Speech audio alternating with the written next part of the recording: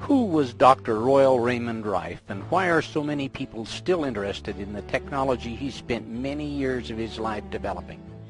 In this documentary, you will learn about a brilliant and gifted man who developed the world's most powerful optical microscopes, which overcame the limitations of standard research microscopes, and who discovered a way to destroy deadly microorganisms using coordinative resonance.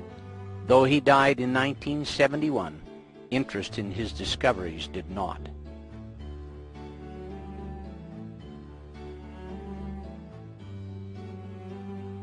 Royal Raymond Rife was a handsome and gifted young man. He had an inquisitive mind and explored many interests. He was born May 16, 1888, in the state of Nebraska, to Royal Raymond Rife Sr. of Ohio and Ida Mae Cheney of Creston, Iowa. Dr. Rife was their second child, an older sibling having died in infancy. Ida Mae died, as so many young mothers did, about 8 months after his birth. After her death, because Rife Sr. was working 14 to 16-hour days as a mechanical engineer, he took his son to his sister, Nina Culver Rife Dryden. She said about this difficult situation, "I raised him and brought him up as though he was my own. He lived with her from the time he was 8 months of age until the year 1905. At this time he had an interest in becoming a medical doctor and pursued this dream. He went to Johns Hopkins University to begin his medical training, and after some study, he found that he had a greater interest in the field of bacteriology. In bacteriology, he did a great deal of work which included photographing many specimens for the University of Heidelberg. Because of the great contributions Rife made to Heidelberg University, he was given an honorary doctorate of parasitology in 1914. Because his studies of bacteria required intensive use of microscopes, Dr. Rife developed an interest in optics and began studying in that field as well. This interest led him to New York's Zeiss Works. Zeiss microscopes were world-renowned even at that time, and Dr. Rife studied from 1904 to 1908 with Hans Lückel, the senior optics engineer. In 1846, Carl Zeiss set up a workshop for precision mechanics and optics in Jena, Germany. 20 years later, he went into partnership with Ernst Abbe, whose theory of microscope image formation led to greatly improved microscopes. These innovations made Zeiss a world leader in optics and made it the logical place for Dr. Rife to study microscope and lens technology. With his scientific brilliance and knowledge of optics and bacteriology, Dr. Rife was poised to begin an incredible journey of discovery. This journey began with his move to California, where he settled in Point Loma. Somewhere around 1912, Dr. Rife met and married his wife, Mamie Quinn. She was a wonderful wife who fully supported him in all his endeavors.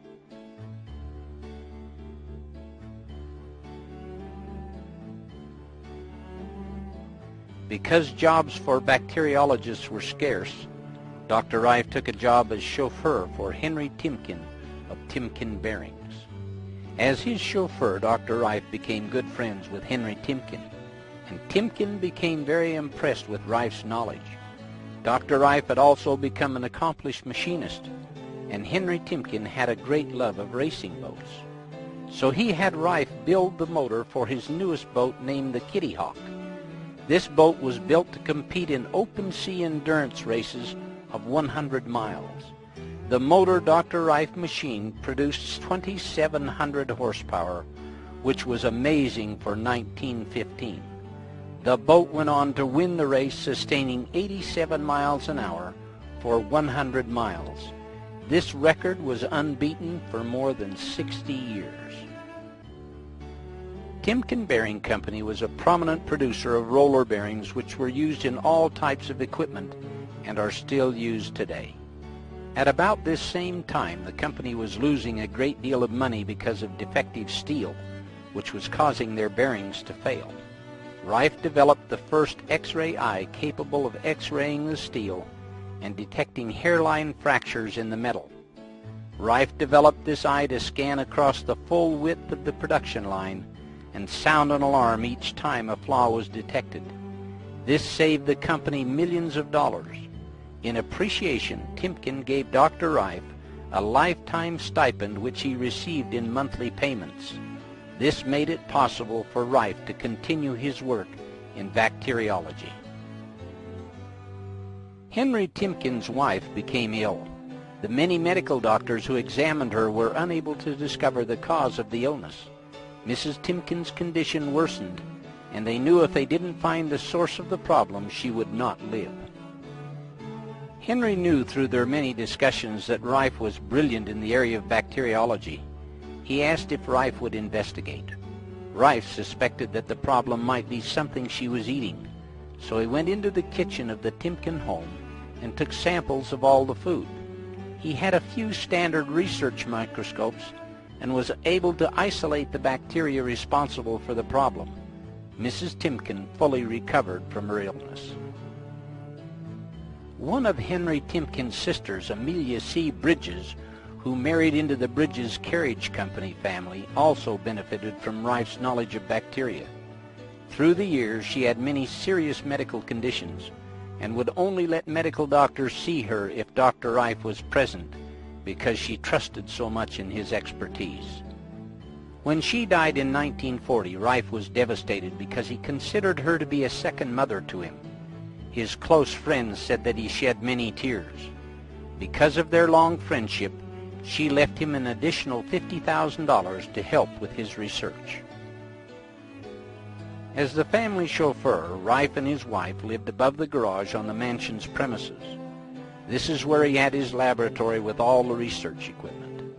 In gratitude for saving Mrs. Timken's life and the lives of other family members, the Timken and Bridges families provided funds to establish a more well-equipped laboratory and finance Rife's research.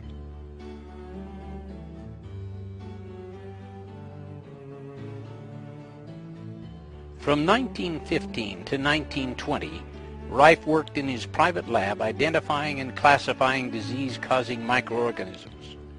By the end of 1916, he was frustrated with the standard research microscope because of the limitations in magnification.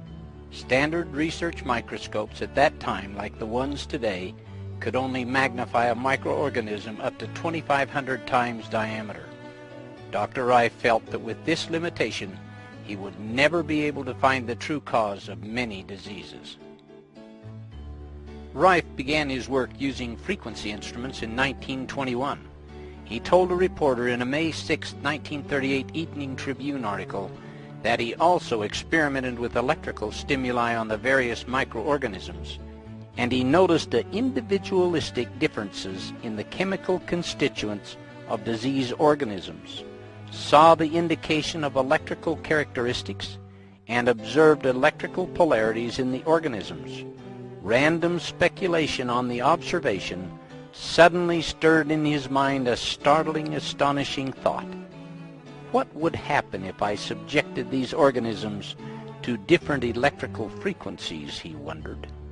With this revolutionary thought, he began to gather all the necessary instruments such as microscopes, frequency generators, tubes, and bacteriological equipment, cages for guinea pigs, cameras, and machinery to build his own designs.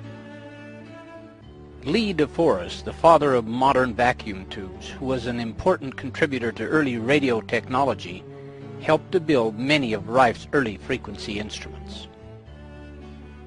Rife found through arduous experimentation, looking through the microscope as he applied various frequencies, that he was able to kill these microorganisms, proving his theory to be correct. In order to determine which frequencies would kill a particular organism, it was absolutely essential that he be able to see the organism in a living state so that he could observe the effect of various frequencies. Dead microorganisms would show no effect. Rife later called the frequency which killed an organism its MOR, or mortal oscillatory rate.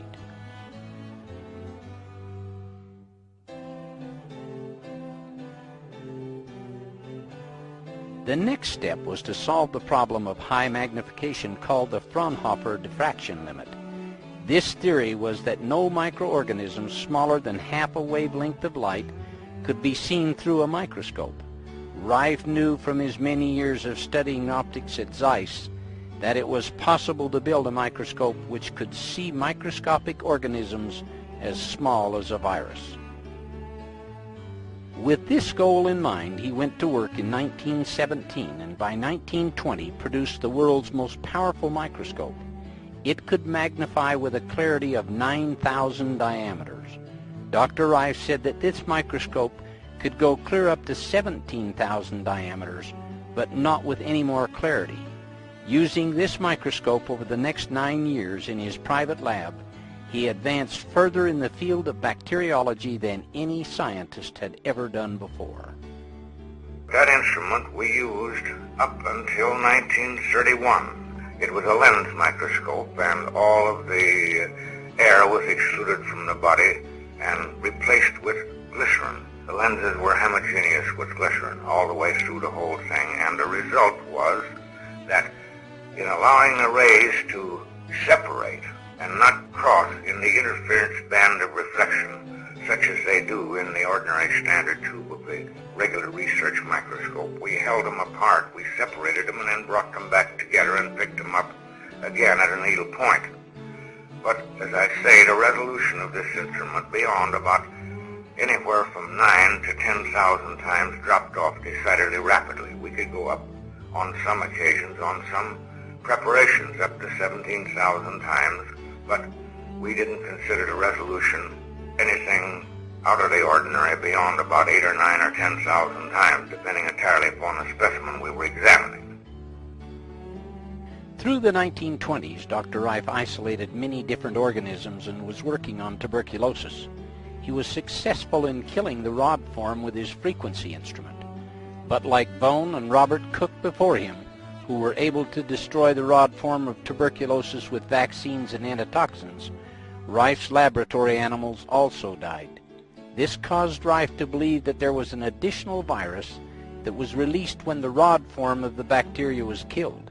In his continual search for a way to see viruses, Dr. Rife theorized that many microorganisms were not able to be seen because they were smaller than the molecules of the existing acid or aniline dye stains. Throughout his work, Rife had noticed that every living thing is made up of chemicals and has its own unique chemical constituency.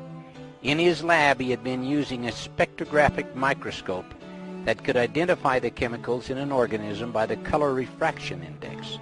Knowing that each chemical, when illuminated, gave off a specific color of light, he conceived the idea of staining the virus with light. This dispensed with the need for staining specimens and made it possible to use a frequency of light to coordinate with the chemical constituents of the particle or microorganism under observation.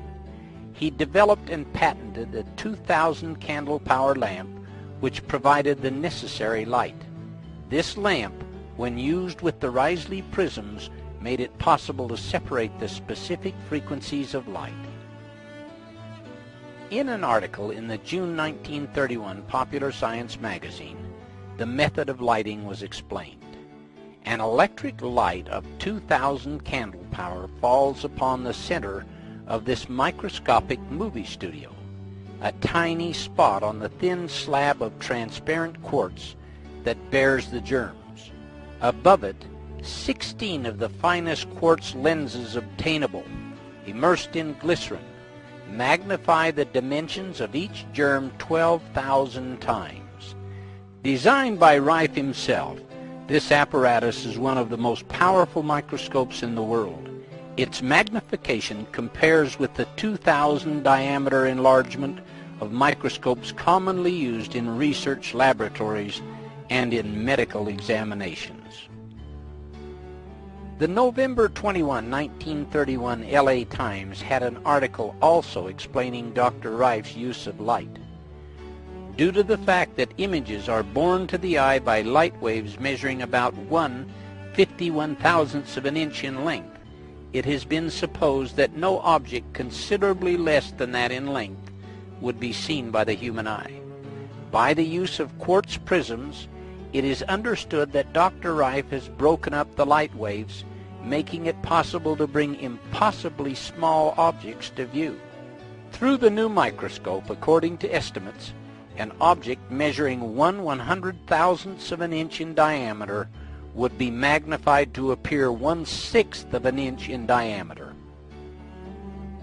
Another California newspaper article dated December 12, 1931, entitled "Newest Microscope Will Trail Unknown Germs to Their Lairs," says, Dr. Rife said that parts for his microscope were made in many parts of the world. He said he used quartz glass entirely because it allows from 48 to 50% more light than other kinds of glass. He said he uses a 2,000 candle power illumination unit with the instrument.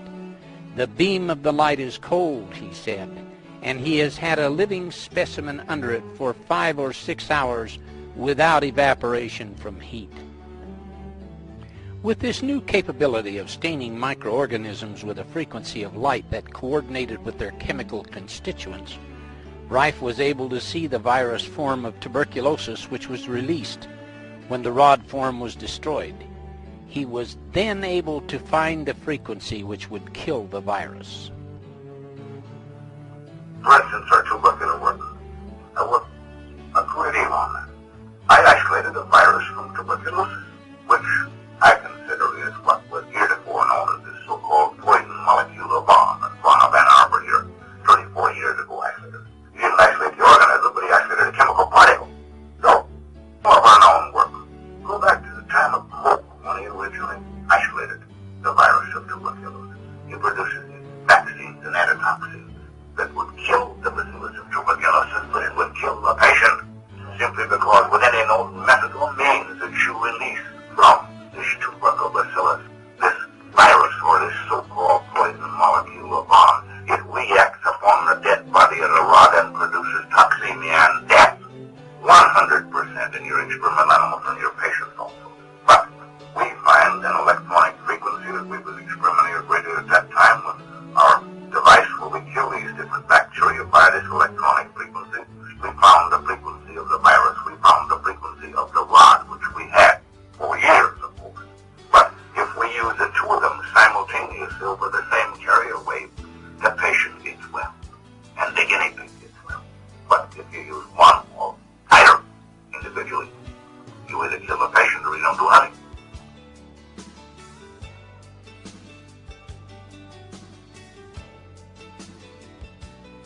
Although Rife worked quietly in his lab, word of his accomplishments began to leak out to men in the medical community. A reporter from the San Diego Union got wind of Rife's discoveries, and following an interview about his amazing microscope, an article appeared on the front page of the paper on November 3, 1929. The headline read, "Local Man Bears Wonders of Germ Life." The article went on to describe photos of several microorganisms Rife had isolated and filmed. After this article, he was featured in many other prominent newspapers and magazines. As news of his accomplishments spread, doctors and bacteriologists from all over the world eventually came to San Diego to see for themselves the microscope and the new discoveries they had been hearing so much about.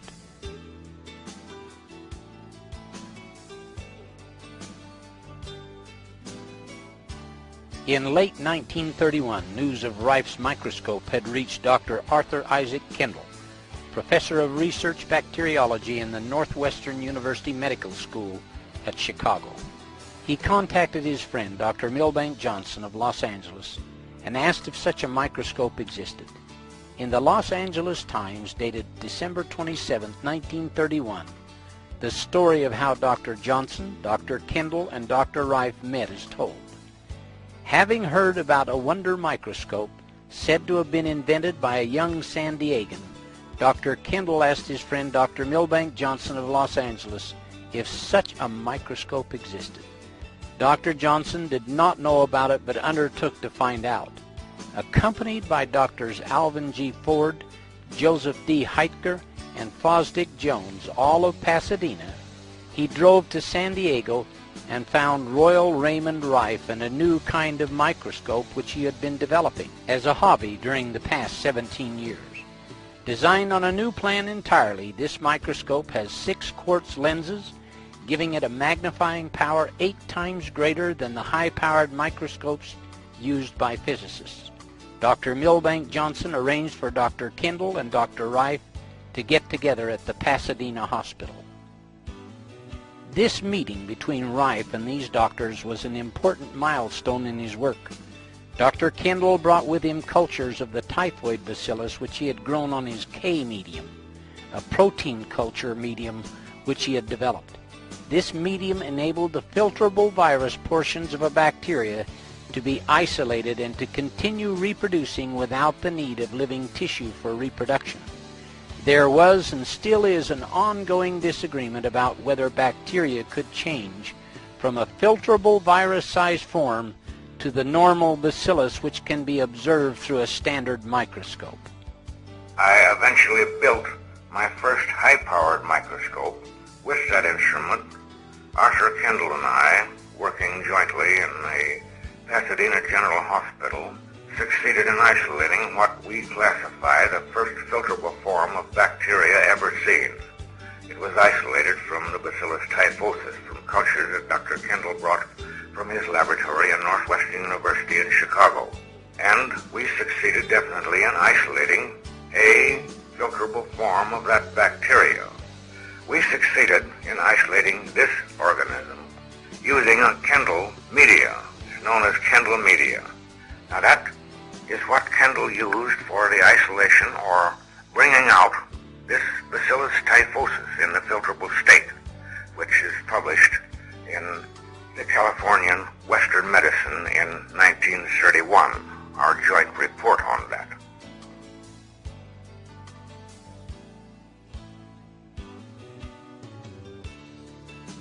In an article in the Science Newsletter of December 12, 1931, it states, "The material used by Dr. Kendall was a culture of the typhoid bacillus, ordinarily a fairly large germ, easily visible under the higher-powered lenses of a compound microscope.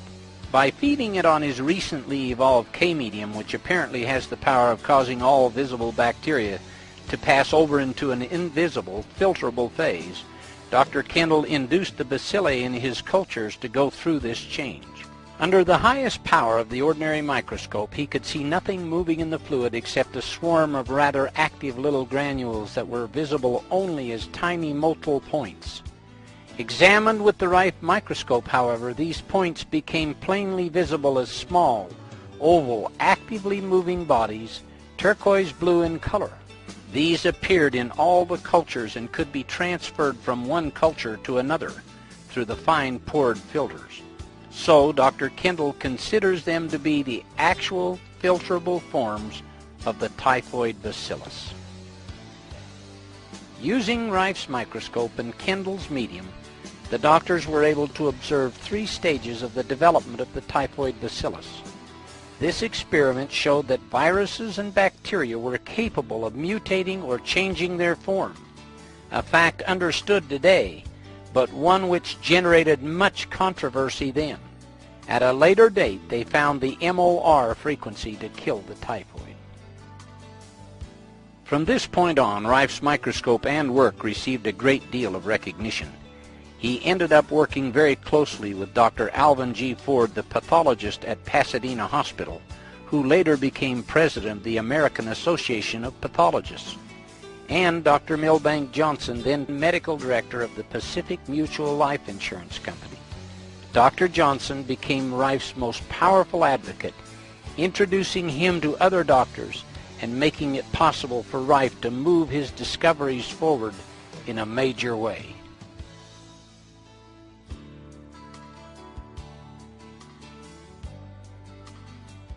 Dr. Johnson was so impressed with Dr. Rife's work and the future medical implications of his frequency instrument, he held a dinner at his Pasadena estate in Rife's honor, which was billed as the end to all disease. In the back of the room by the window stands Dr. Johnson in white, with Dr. Rife on the right and Dr. Kendall on the left. Among these doctors were Alvin G. Ford and Joseph Heitger, who had gone with Dr. Johnson to meet Rife at his lab. In the summer of 1932, Rife went to Chicago with his microscope to work with Kendall. Kendall invited world-renowned bacteriologist E.C. Rosenau of the Mayo Clinic's Division of Experimental Bacteriology in Rochester, Minnesota, to come and use Rife's microscope. Rosenau had heard of Rife from a former patient of his who happened to be Henry H. Timken, the same man who had been financing Rife and his laboratory. Rosenau, Kendall, and Rife re-verified the experiments Rife and Kendall had done a few months before. I worked for Miss Rosenau. He worked with me. I worked with him, whatever you call it, 14 years on poliomyelitis. He worked entirely on the brain emotion. He was the head of the Department of Research Bacteriology of Mayo in Rochester, and he said, they want me to scrap the work. I said, hold everything. So I was going back to work with Arthur Kendall at Northwestern University at that time. We checked on some of the previous work we'd done the year before. I said, I'm coming back. I said, bring your trash down. We went through it. I found it in the spinal fluid. He'd been working 14 years on the brain emotion, and he was a great surgeon on streptococcus. Everything was streptococcus with Rosenau. And of course, he worked almost entirely on antitoxins and vaccines. The albino rabbit was the only one that was susceptible to the true inoculation of the poliomyelitis.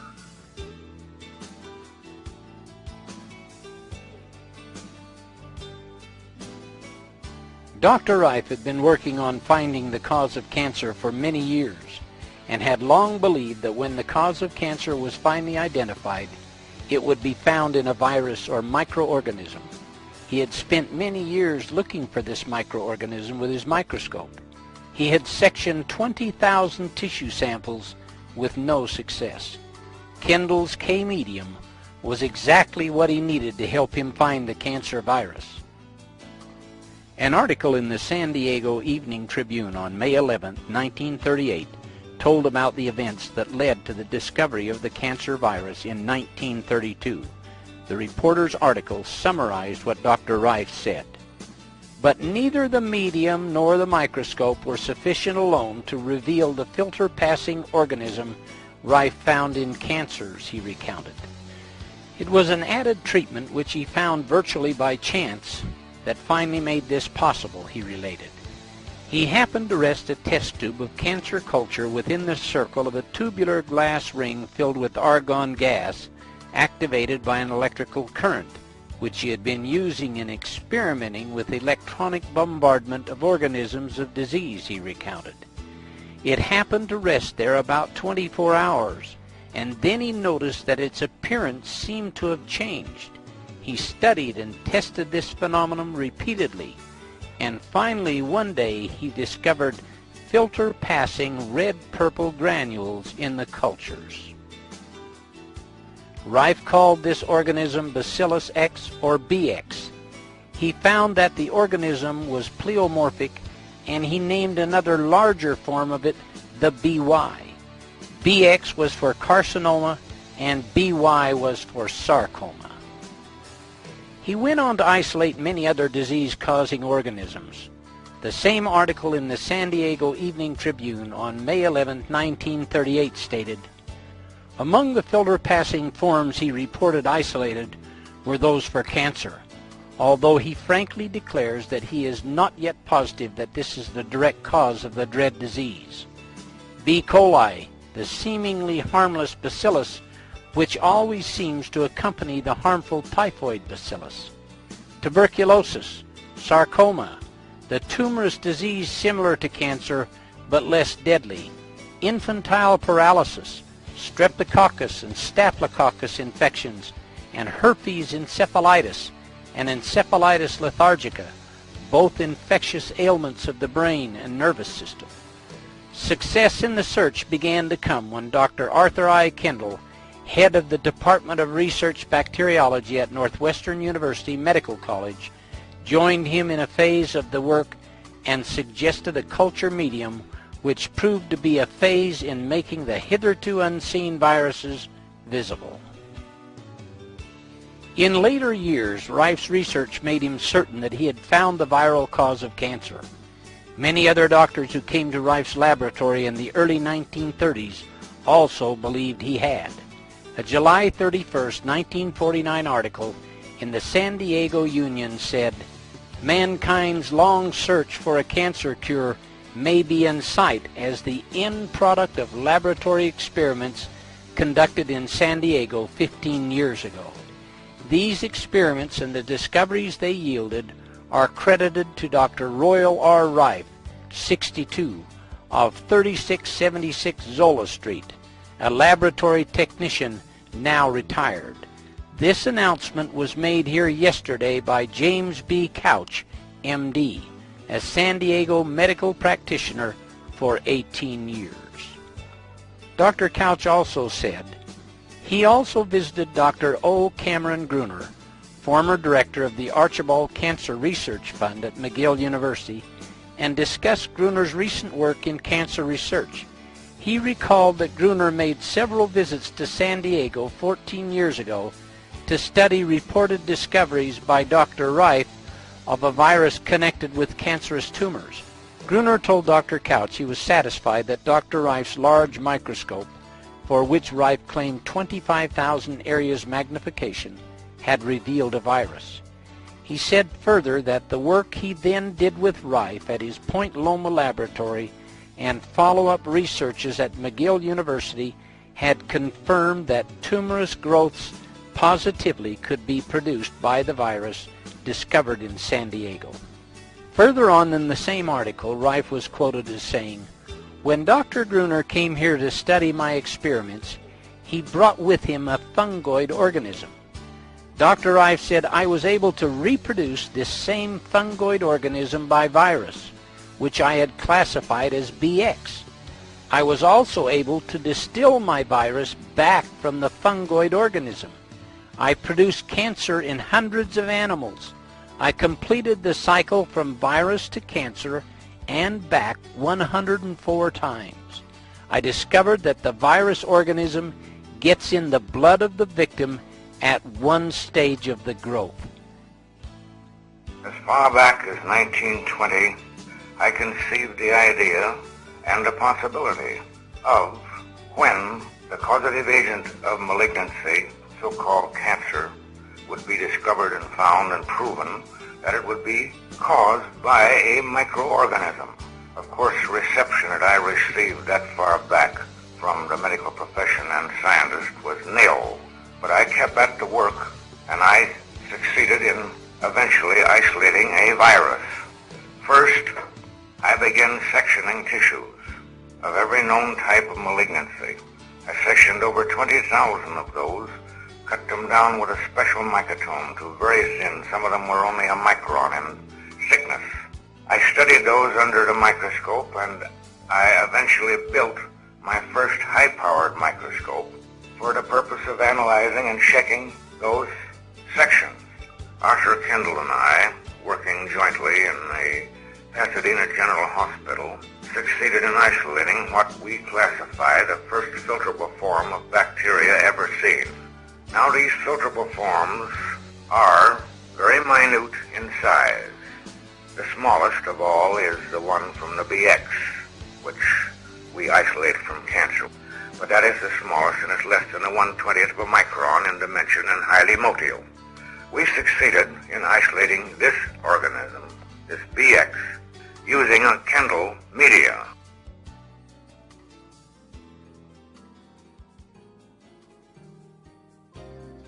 Through the 40 years that Rife spent researching microorganisms and developing all kinds of equipment to aid him, he won 14 government awards for scientific discoveries and an honorary medical degree from the University of Heidelberg.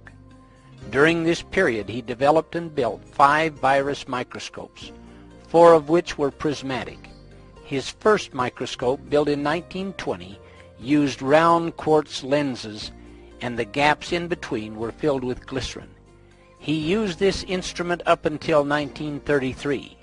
The others he built after this were the prismatic type, using block crystal quartz that obtained much higher magnification. The most sophisticated one is his number 3 microscope, which was called the universal microscope. This microscope was the one mentioned in the previous article that had 25,000 areas magnification.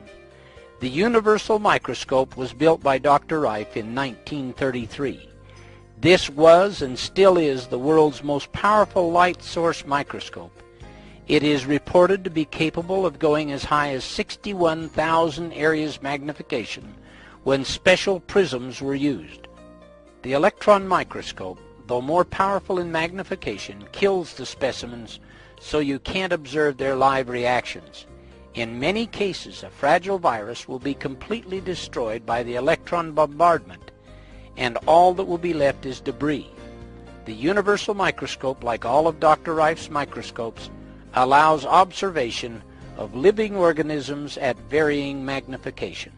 The Journal of the Franklin Institute of February 1944 gave an in-depth description of the universal microscope.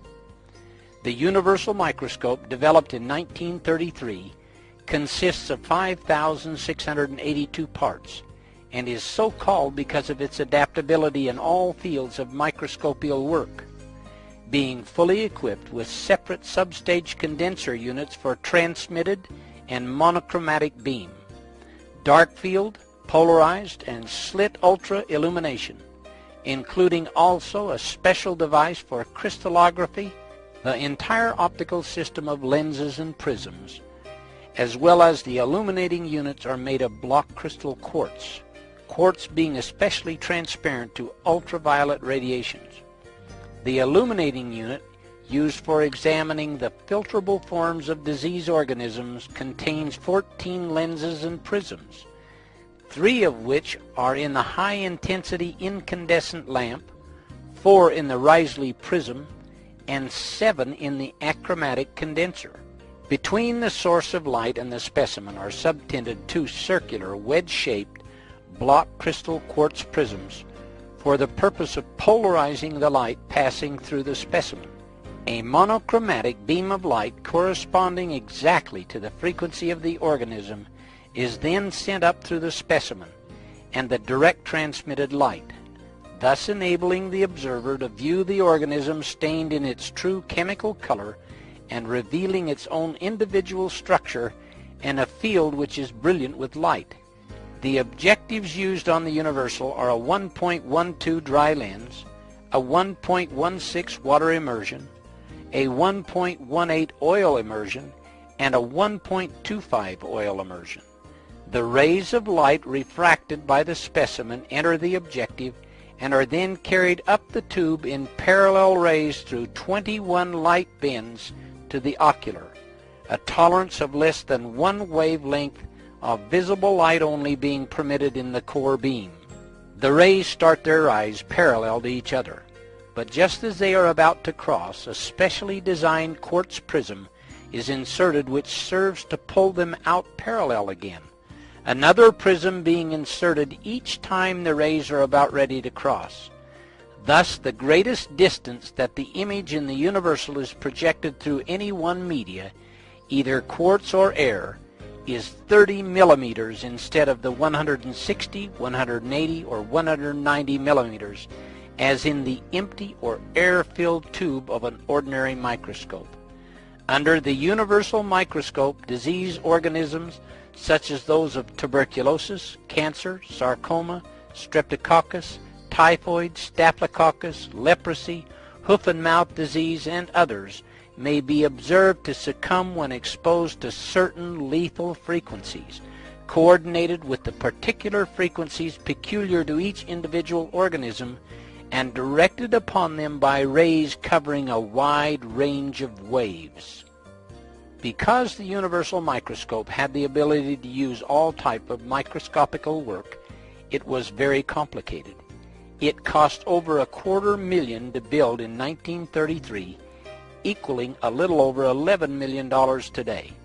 This instrument, along with the other sophisticated instruments Dr. Rife built, made it possible for him to find the many frequencies that would kill all the different types of microorganisms which he was isolating.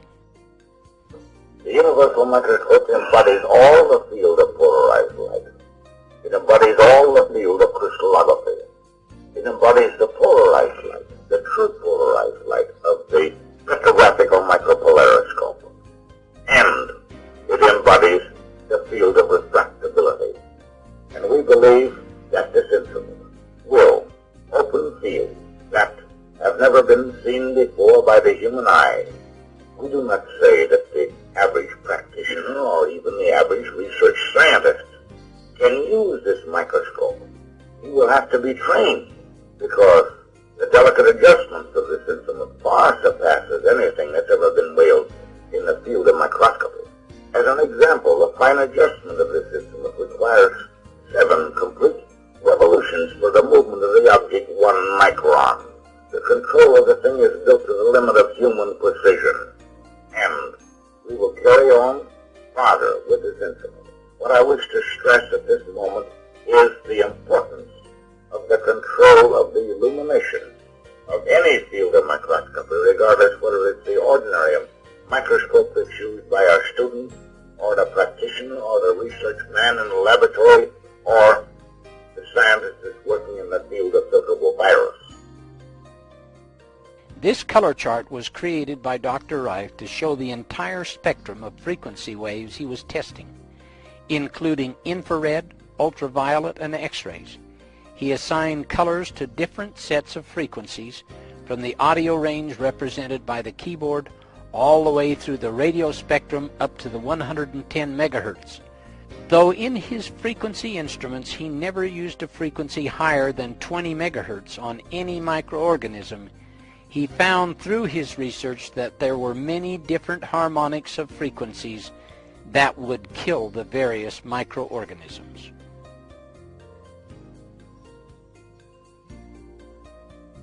This is an original film showing Rife's lab and the isolating of the cancer virus. This is Royal Raymond Rife standing outside the front door of his laboratory.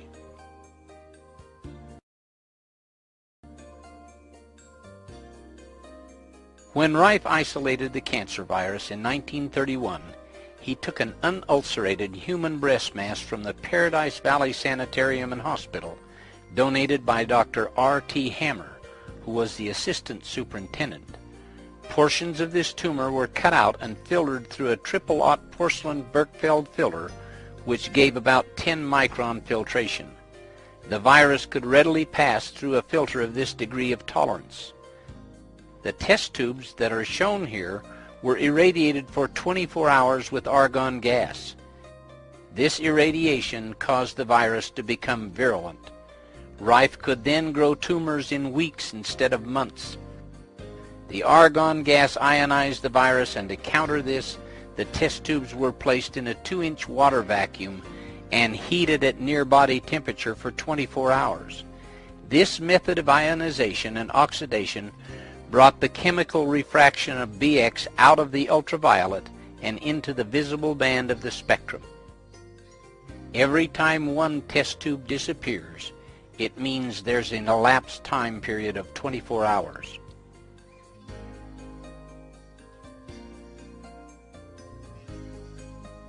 The rats were injected with a very tiny needle from the virus that he had filtered and isolated, and the tumors were allowed to grow to be 2 or 3 grams heavier than the rats. Here Rife shows the injecting of the cancer virus into the rat. The mammary gland was used in the rat because cancer virus came out of the mammary gland of a human breast mass. The rat was given a partial anesthesia to avoid the shock of the needle, because such a shock was found to cause a change in the rat's metabolism. The virus was then injected into the rat.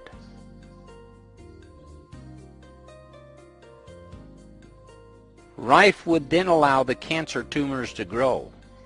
Here you can see the large tumor in the rat. He would surgically remove the tumor and treat the rat with his ray tube instruments.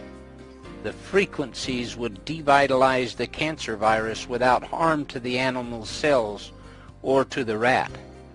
Rife used special glasses with high magnification during his operations in order to perform the fine details of the tumor removal. The tumor is tied off and cut away. The cancer virus can again be isolated from that tumor and then injected into other rats. Rife went through this procedure 411 times to prove that the virus he isolated was the cause of the cancer tumor. This shows the tumor coming out of a solution of triple distilled water. A portion of that tumor is being cut away so that you can observe the cancer virus under Rife's microscope. Rife had the only microscope in the world that could see the cancer virus or any other virus alive, and he studied them for years.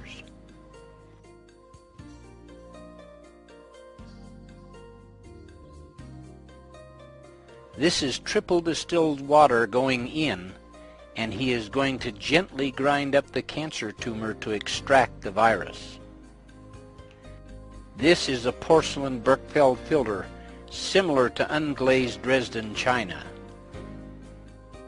The liquid material is poured into a test tube, and a drop will be removed from that liquid, which Rife will shortly place on a slide that has been flame sterilized. The liquid material is withdrawn from the solution using a micropipette made by Rife, and a drop is placed on the slide and covered with a cover slip made of quartz. Rife used quartz slides because light passed through better than glass. Now the ray tube is directly above Rife's head, which will be turned on later to kill the virus. The black instrument to the left of Rife is the ray tube instrument and consists of a transmitter which Rife could tune the frequencies which he knew would kill the virus, just like an opera singer's voice can shatter glass.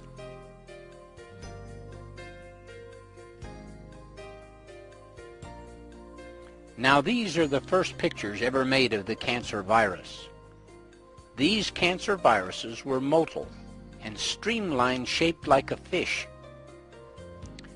Rife will now turn on the ray tube instrument, which will activate the ray tube. If you look carefully at the ray tube, you will see a little flash that only lasts about a second, and that will be all that is needed to kill all the virus under the slide.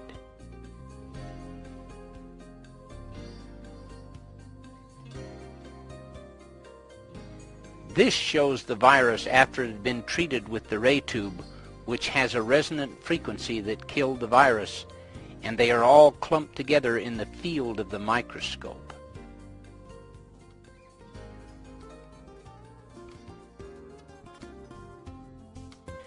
From 1931 to 1934, Rife worked very closely with Dr. Milbank Johnson and Dr. Arthur Isaac Kendall and other prominent medical doctors, isolating disease-causing microorganisms and finding the corresponding frequencies which would kill them. For years, Rife had been testing the frequencies first many hundreds of times on cultures grown in petri dishes for each microorganism. On the cancer virus alone, he had inoculated 411 lab animals with this virus, created 411 tumors, proving that the BX virus was the cause of cancer. Then he used his frequency instrument on many of the animals to eliminate the tumors. By 1934, Dr. Milbank Johnson felt that it was time that they should use the frequency instrument on terminal patients. Dr. Rife was hesitant about working with human patients at this time, and only agreed to do it if Dr. Johnson could arrange for a research committee headed by 6 of the top medical men in the United States. Because Dr. Johnson was a prominent man himself, well respected and a medical politician, he had the capability to do this. All these men were at the dinner hosted by Dr. Johnson in 1931. This group of men included Dr. George Fisher, Children's Hospital, New York, Dr. Wayland Morrison, Chief Surgeon, Santa Fe Railway, Dr. George Dock, Dr. Arthur I. Kendall, Director, Northwestern Medical School, and Dr. Alvin Ford, President of the American Association of Pathologists. He also wanted the medical committee to be under a legitimate university. Dr. Johnson arranged for the University of Southern California to sponsor the research committee, With all these requirements in place under Dr. Johnson's control, the clinic of 1934 was ready. Now they would see if the instrument would work on terminally ill patients who had no hope. The clinic lasted approximately 70 days and was held at the Ellen Scripps home near the Scripps Institute Annex in La Jolla. At the end of the 70 days, the research committee pronounced 14 out of the 16 patients clinically cured, a success rate of 87.5%. The remaining 2 patients had not fully recovered by the end of the clinic, and Dr. Johnson chose Dr. Couch to finish up with their treatments. 60 days after that, those patients had completely recovered as well.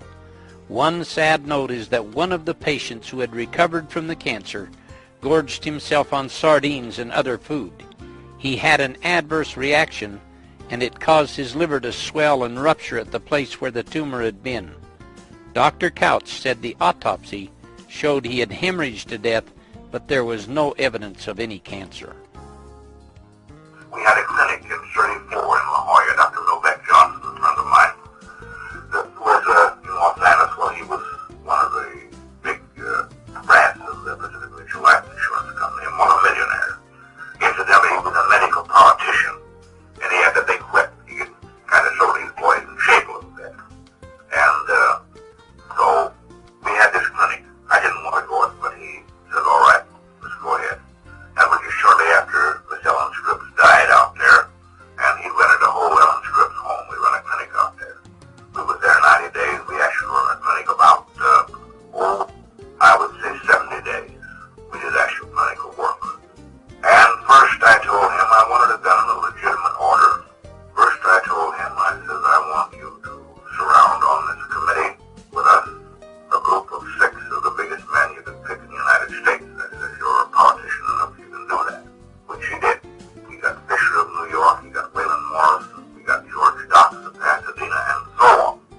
Then I said, I want as our pathologist, I want Alvin Ford, which is a friend of both of us, of course.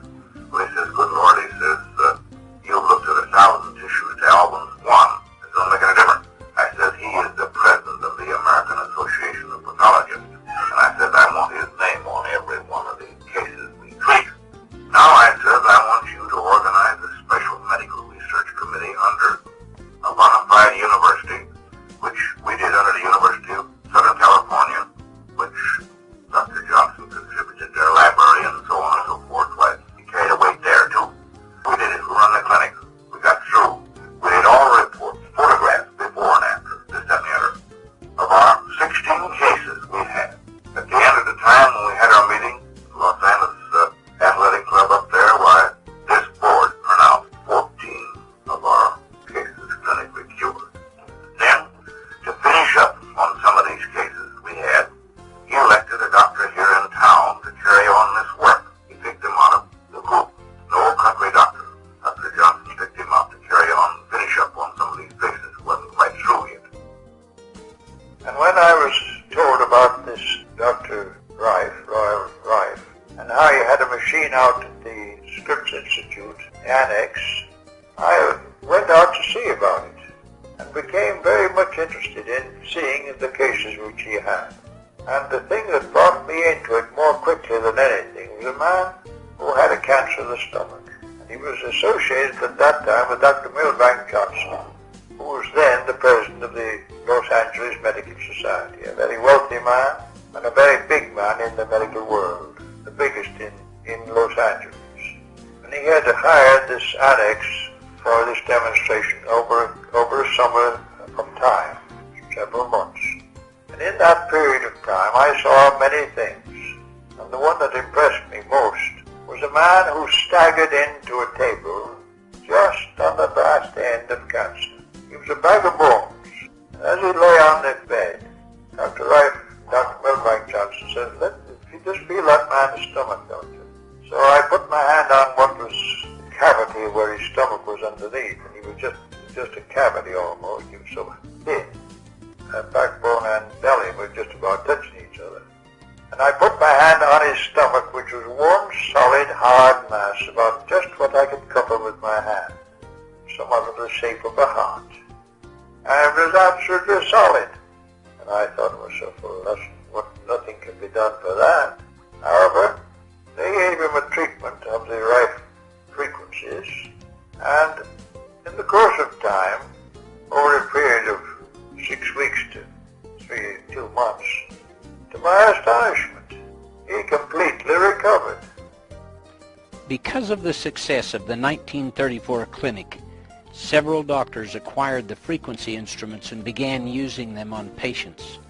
Dr. Milbank Johnson acquired a frequency instrument and used it in his clinic until his death in 1944. Other clinical trials were done in 1935, 36, and 37 and later, and the success rate in those clinics was around 90%. In these clinics, all kinds of conditions were treated.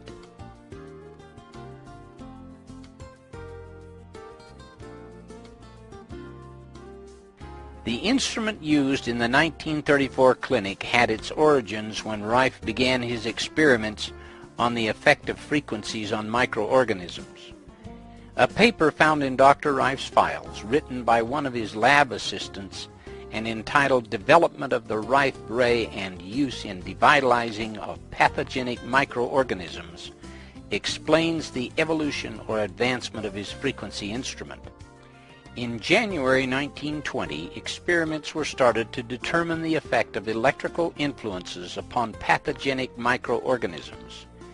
Tests were made for anode and cathode polarity influences and the effects of infrared, ultraviolet, and X-ray.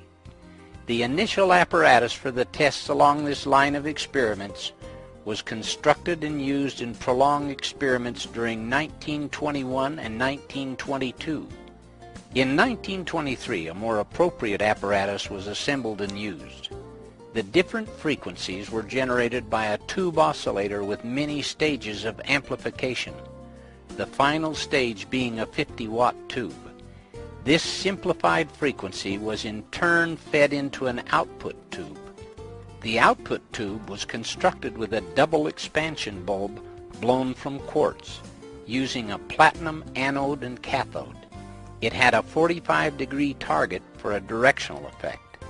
The frequency control of the instrument was exact to a fraction of a wavelength, making it possible to coordinate the frequency in each pathogenic microorganism with its own wavelength of frequency delivered from the instrument. During the next 8 years, these experiments continued, and the coordinating frequencies termed mortal oscillatory rate, or MOR, of most of the pathogenic microorganisms were found and recorded, including the frequencies of many of the virus or filter-passing forms of these organisms. In 1935, an entirely new application of the old principle was incorporated in an instrument built under the direction of Rife by Philip Hoyland of Pasadena, California.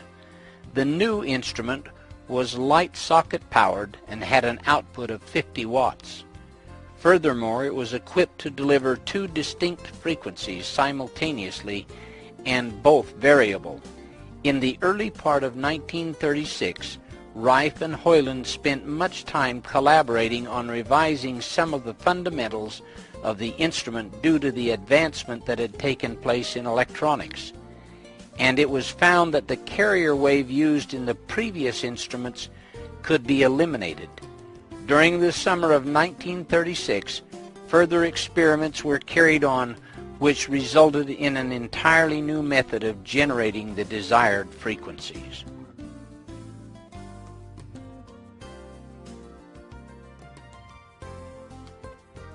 By 1937, several men, including Philip Hoyland, Dr. Couch, and Ben Cullen, a longtime friend of Rife, came to Dr. Rife with the idea of starting a company that would have the right to build and sell the frequency instruments to doctors worldwide.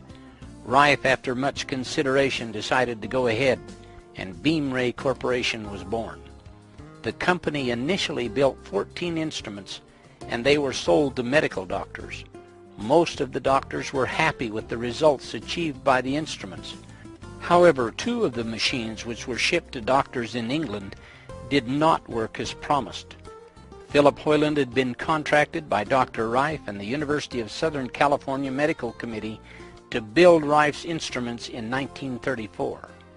As an electronic engineer and the technical director of Beamray, he was supposed to make sure the instruments worked properly. He did not fulfill his agreement.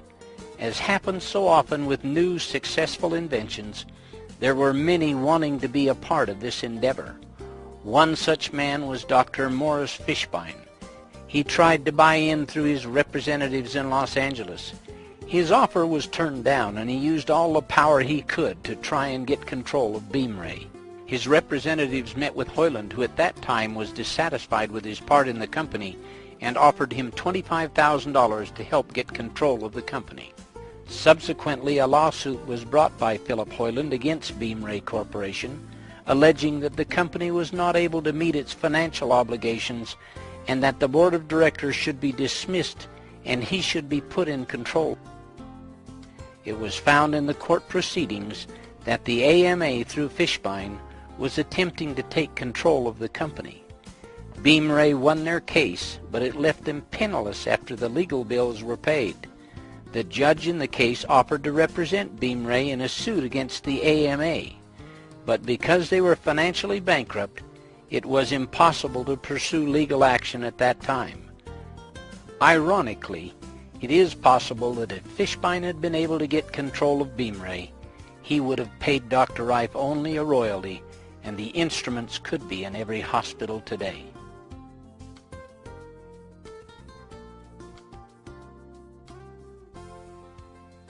After the trial, Dr. Rife went back to his research work in his laboratory. Penicillin was the first antibiotic to be discovered and put on the market. Many doctors were more interested in giving their patients antibiotics than looking at using an instrument which would use frequencies to destroy organisms. Antibiotics were seen as a panacea that would solve all of mankind's health problems, and enormous amounts of money were being poured into their development and into the pockets of the doctors that prescribed them. Under these circumstances, the interest in Dr. Rife's technology began to fade. Use of Rife's discoveries from 1938 to 1944 continued quietly among a few doctors who had his frequency instruments. In 1940, Mrs. Bridges, who had been donating to Rife's research laboratory, died. The money from Henry Timken was no longer there. Dr. Milbank Johnson died suddenly in 1944. His influence had made it possible for the doctors to use the frequency instruments. With his death, pressure was put on these doctors to use antibiotics, which were considered the conventional medical treatment for disease. They were told not to use the frequency instruments anymore. Rife eventually closed down his lab.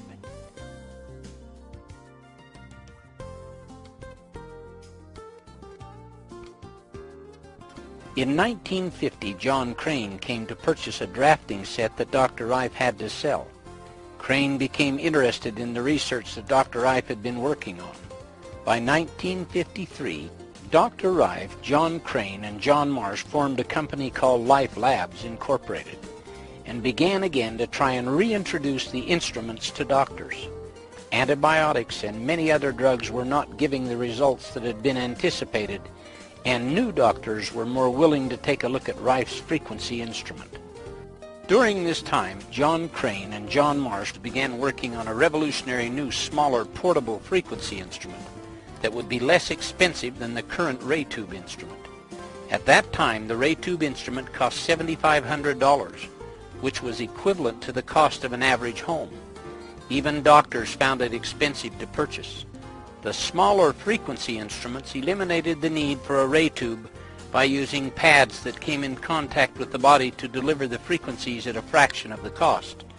Because these instruments were smaller and came in contact with the body, they didn't need to have the same power as the ray tube unit. Due to cost and size, the RF carrier frequency portion that Dr. Rife normally used was left out to see how well they would work. Preliminary tests were encouraging, but the results were found to be extremely limited without the RF carrier frequency portion. Scientific tests have proven why Dr. Rife's use of an RF carrier is so important.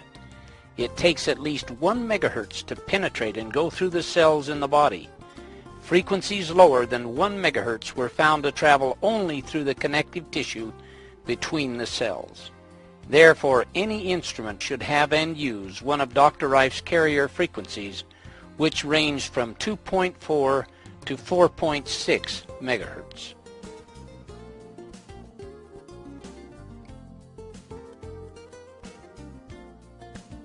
In spite of all the encouraging results, the same pressures experienced by doctors after Dr. Johnson's death came into play again. In 1962, Life Labs shut down after a court battle. It appeared that Dr. Rife's research would be lost forever. Rife said that he had put his life and his fortune into this work with no monetary compensation, had finished it and handed it to mankind on a silver platter, but none of the people in positions of power wanted it. In 1971, Dr. Rife died, and the world lost an incredible mind. In January of 1986, Barry Lines wrote an article about Dr. Rife. John Crane contacted Barry Lines and asked him if he would help get the knowledge of Rife out to the world. Barry decided to write a book, and in 1987 published his book, The Cancer Cure That Worked. A new interest in Rife's great work then re-emerged and is spreading rapidly worldwide. Just the fact that you are watching this documentary is evidence that Dr. Rife's life and work were not in vain.